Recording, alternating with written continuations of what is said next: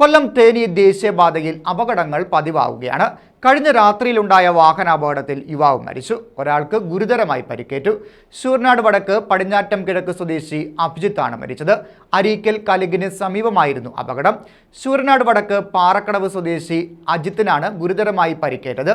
ഇരുവരും സഞ്ചരിച്ചിരുന്ന ബൈക്ക് അരീക്കൽ കലുങ്കിന് സമീപം വീടിന്റെ ഗേറ്റിലേക്ക് ഇടിച്ചു കയറുകയായിരുന്നു. കൊല്ലം തേനി ദേശീയപാതയിൽ അരീക്കൽ കലിങ്കിന് സമീപമുണ്ടായ വാഹനാപകടത്തിലാണ് യുവാവ് മരിച്ചത്. ശൂർനാട് വടക്ക് പടിഞ്ഞാറ്റം കിഴക്ക് കാഞ്ഞിരക്കാട്ടുതറയിൽ അഭിജിത്ത് ഭവനത്തിൽ 21കാരനായ അഭിജിത്താണ് മരിച്ചത്. അപകടത്തിൽ ശൂർനാട് വടക്ക് പാറക്കടവ് സ്വദേശി അജിത്തിന് ഗുരുതരമായി പരിക്കേറ്റു. ഇരുവരും സഞ്ചരിച്ചിരുന്ന ബൈക്ക് അരീക്കൽ കലിങ്കിന് സമീപം വീടിന്റെ ഗേറ്റിലേക്ക് ഇടിച്ചു കയറുകയായിരുന്നു.